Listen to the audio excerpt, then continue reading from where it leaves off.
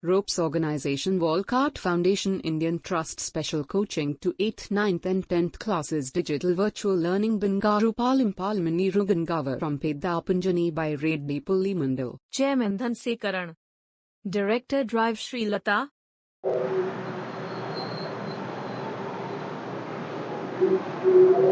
Hi, hello everyone, this is Durga Prasad Reddy teaching in biology. So previous video already we are discussing about the 8th class biology topic of microorganism friend and foe. So let us continue the part of microorganism friend and foe lesson నుంచి మనము next part discuss చేసుకోబోతున్నాం. So previous వీడియోలో pasteurization process గురించి మనం discuss చేసుకున్నాం. So pasteurisation అంటే ఏంటి, so ఏ విధంగా జరుగుతుందని, సో దాని యొక్క continuation part. So pasteurisation the process of heating milk to about 70 degrees for 15 to 30 seconds. So పాలను మనము 70 డిగ్రీల వద్ద సో 15 నుండి 30 సో సెకండ్స్ వరకు మనం ఏంటంటే హీట్ చేసినప్పుడు సో దాంట్లో ఏంటంటే it's prevents of the growth of microbes. So microbes యొక్క గ్రోత్ కి మనకి సో చాలా హెల్ప్ఫుల్ అవుతుంది. So then suddenly chilling, so ఎప్పుడైతే ఇమీడియట్ గా మనం దాన్ని కూల్ చేస్తామో, కూల్ చేసినప్పుడు ఏమవుతుంది, it's prevents the growth of microbes is called as pasteurization. So ఈ ప్రాసెస్ ని మనం ఏమంటున్నామని పాస్చరైజేషన్ సో ఆల్రెడీ మనము డిస్కస్ చేసుకున్నాం. So this process was discovered by the Louis Pasteur. So ఈ ప్రాసెస్ ని ఎవరు కనుక్కున్నారంటే లూయిస్ పాస్చర్ అనేటటువంటి సైంటిస్ట్ ఈ ప్రాసెస్ ని కనుక్కోవడం జరిగింది. సో నెక్స్ట్ వన్ వచ్చేసరికి ఏంటంటే by storage and packing. So మనం ఆల్రెడీగా సో ఫుడ్ మెటీరియల్స్ ఏవైతే తీసుకుంటున్నామో లేకపోతే సో ఏవైతే ఫుడ్స్ ఉన్నాయో ఇలాంటి వాటిని ఏ విధంగా స్టోర్ చేస్తాం, ఏ విధంగా ప్యాక్ చేస్తామని మనం ప్రీవియస్ వీడియోస్ లో డిస్కస్ చేసుకున్నాం. బికాజ్ ఎందుకంటే సో ఓపెన్ ఏరియాలో మనం ఫుడ్స్ అలాగే పెట్టేయడం వల్ల ఏమవుతుందంటే so the air will be to form of microbes. So గాలి ద్వారా ఏమవుతుందంటే మైక్రోబ్స్ అనేవి గ్రో అవుతుంటాయి. సో మైక్రో ఆర్గానిజమ్స్ అనేవి ఈజీగా స్ప్రెడ్ అవుతూ ఉంటాయి. So that is the most important thing. So ఈ విధంగా జరగకుండా ఉండాలి అంటే, మైక్రోబ్స్ గ్రో కాకుండా ఉండాలంటే సో ఇక్కడ మనం ఏం చేస్తామంటే సో ఫుడ్ మెటీరియల్స్ ని by storage and packing so we are protecting from the microbes. అంటే ఇలాంటి ప్యాకింగ్ ప్రాసెస్ ద్వారా కానీ లేదా స్టోరేజ్ చేయడం వల్ల కానీ సో మనం మాక్సిమం ఏంటంటే సో మైక్రో ఆర్గానిజమ్స్ గ్రో కాకుండా చూస్తూ ఉంటాం. సో ఇక్కడ many food items are storage in air tight containers to protect them from microbes. So ఈ విధంగా ఏంటంటే మనం ఇక్కడ ఇమేజెస్ లో చూపిస్తున్నట్టు మాక్సిమం మన ఫుడ్ ప్రొడక్ట్స్ ఏవైతే ఉన్నాయో సో వాటిని మనం ప్రొటెక్ట్ చేయడం వల్ల లేకపోతే వాటిని కంప్లీట్ గా మనం కంటైనర్స్ లో కానీ సో ఇలా స్టోర్ చేయడం వల్ల ఏమవుతుందంటే సో మాక్సిమం మనం మైక్రోబ్స్ యొక్క గ్రోత్ ని స్టాప్ చేయొచ్చు. సో ఇక్కడ మనకు కనిపిస్తున్నట్టు ఇలా సో ఈ కంటైనర్స్ లో లేదా స్టోరేజ్ మెథడ్స్ లో మనం ఏంటంటే సో డిఫరెంట్ మెటీరియల్స్ ని తీసుకోవచ్చు లేదా సో వివిధ రకాలైనటువంటి మనకి ఏదైతే అవసరమో సో అలాంటి వాటిని తీసుకోవచ్చు. సో ఎస్పెషల్ ఇప్పుడు ఏంటంటే for example glass materials.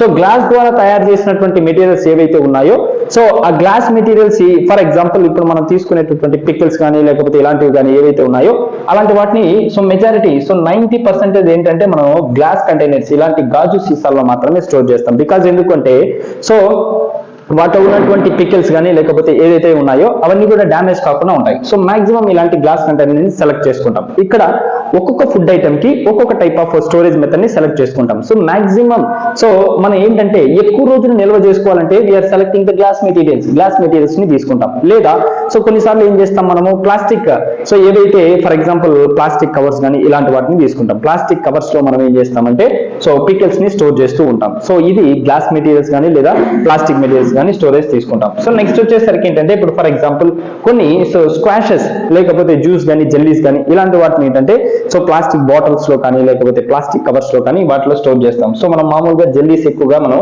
So చూస్తే కంప్లీట్ గా ఏంటంటే సో ఎయిర్ లోపలికి ఎంటర్ కాకుండా కంప్లీట్ గా ప్లాస్టిక్ మెటీరియల్స్ తో ప్యాక్ చేస్తాం. సో ఇలా ప్యాక్ చేయడం వల్ల ఏమవుతుందంటే సో మైక్రో ఆర్గానిజమ్స్ అనేవి గ్రో అవడానికి ఛాన్సెస్ ఉండవు. సో ఎక్కువ రోజులు మనం వాటిని నిల్వ చేసుకోవచ్చు, స్టోర్ చేసుకోవచ్చు. So at the same time so ఏవైతే లిక్విడ్స్ ఉంటాయి సో లిక్విడ్స్ అలాంటి వాటిని ఏంటంటే ప్లాస్టిక్ బాటిల్స్ సో స్క్వాషెస్ కానీ లేకపోతే జెల్లీస్ కానీ సో జ్యూసెస్ ఏవైతే ఉన్నాయో వాటిని మనం ప్లాస్టిక్ బాటిల్స్ లో స్టోర్ చేస్తాం. సో ఇక్కడ ఏంటంటే మనకి సో జనరల్ గా ఇలాంటి బాటిల్స్ లో అయితే ఏంటంటే ఈజీ యూజ్ గా మనం వాడుకోవచ్చు. క్యాప్స్ ఉంటాయి కాబట్టి సో మన అవసరం ఎంత వాడుకోవచ్చు, తిరిగి రిమైనింగ్ సో మళ్ళీ వాటికి మనం క్యాప్స్ పెట్టేయచ్చు. సో మల్టీపర్పస్ యూజెస్ కి మనం ప్లాస్టిక్ బాటిల్స్ కానీ ఇలాంటి వాటిని వాడతాం. సో జనరల్ గా అయితే ఇలాంటివి మనం తీసుకుంటాం. ఇవి ఫ్రూట్స్ కానీ లేకపోతే జామ్స్ కానీ పికిల్స్ ఇలాంటివి స్టోర్ చేయడానికి గ్లాస్ మెటీరియల్స్ కానీ లేకపోతే ప్లాస్టిక్ కవర్స్ కానీ లేకపోతే సో ప్లాస్టిక్ గ్లాసెస్ ఇలాంటి వాటిని సెలెక్ట్ చేసుకుంటాం. So suppose for example dry materials లేకపోతే సో మీట్ మెటీరియల్స్ లాంటివి అంటే మాంసం అలాంటి వాటిని మనం స్టోర్ చేయాలనుకోండి. సో మీట్ ని స్టోరేజ్ చేసేటప్పుడు ఎలా చేస్తాం, ఇలా ప్లాస్టిక్ మెటీరియల్స్ లో కానీ లేదా గాజు సీసాల్లో కానీ స్టోర్ చేయడం చేయడం వల్ల సో మీట్ లో ఉన్నటువంటి వెట్ కంటెంట్ ద్వారా ఏమవుతుందంటే మైక్రోబ్స్ లేదా ఫంగస్ అనేది ఫామ్ అవుతుంది. సో కాబట్టి so majority people they are storaging by drying method. So dry process ద్వారా సో వాటిని ఎక్కువగా స్టోర్ చేస్తుంటారు. సో డ్రైయింగ్ లో వచ్చేసరికి మనకి డిఫరెంట్ టైప్స్ ఉన్నాయి. సో డ్రైయింగ్ లో ఏంటంటే ఇవన్నీ ఎగ్జామ్ పాయింట్ ఆఫ్ వ్యూలోకి ఇంపార్టెంట్. సో డ్రైయింగ్ ప్రాసెస్ లో తీస్తే ఎస్డి. సో ఫస్ట్ వన్ ఏంటంటే SD drying process. SD means ఏంటంటే సన్లైట్ డ్రైయింగ్. సో సూర్యశక్తిని అంటే సూర్యుని నుంచి వచ్చేటటువంటి కాంతి ద్వారా ఏం చేస్తామంటే మనం వాటిని సో డ్రై చేస్తూ ఉంటాం. దాన్ని సన్లైట్ డ్రైయింగ్ లేదా ఎస్డి అంటాం. సో నెక్స్ట్ వచ్చి విడి. సో విడి మీన్స్ ఏంటంటే వాక్యూమ్ డ్రైయింగ్.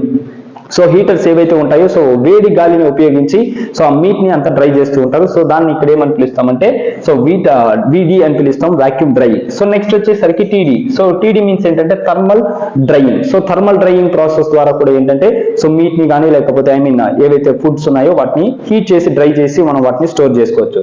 సో కొన్నిసార్లు న్యాచురల్ గా మనం డ్రై చేయాలంటే ఏం చేస్తారంటే సో ఫిషెస్ అలాంటి వాటికి అయితే ఏం చేస్తామంటే so we're adding salt content. So వాటికి ఏం చేస్తామంటే సాల్ట్స్ ని కలుపుతాం.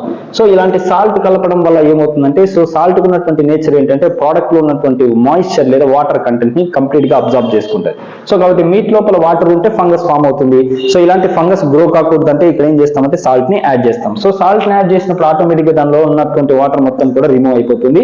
సో సాల్ట్ ద్వారా ఏమవుతుందంటే so they can storage long term. So ఎక్కువ రోజులు మనం వాటిని స్టోరేజ్ చేసుకోవచ్చు. సో ఈ విధంగా మనం ఏంటంటే ఫిషెస్ కానీ లేకపోతే మీట్ ప్రోడక్ట్స్ కానీ అలాంటి వాటిని మనం స్టోర్ చేస్తాం. సో నెక్స్ట్ వన్ ఏంటంటే మిల్క్. సో మిల్క్ ప్రోడక్ట్స్ కానీ లేకపోతే ఇలాంటి వాటికి మాక్సిమం సో 90% మనం ఏంటంటే ప్లాస్టిక్ కవర్స్ ని వాడతాం. సో వీటిలో ఏంటంటే జస్ట్ 1 వీక్ వరకు మాత్రమే స్టోరేజ్ అయి ఉంటాయి. సో ప్లాస్టిక్ కవర్ లో ఇలాంటి వాటిలో మనం స్టోర్ చేసిన మెటీరియల్స్ ఏవైతే ఉన్నాయో సో వీటిలో ఏంటంటే తక్కువ కాలం మాత్రమే స్టోరేజ్ అయి ఉంటాయి. సో అలాంటి స్టోరేజ్ మెథడ్ ఏమని పిలుస్తామంటే షార్ట్ టర్మ్ స్టోరేజ్ అంటాం.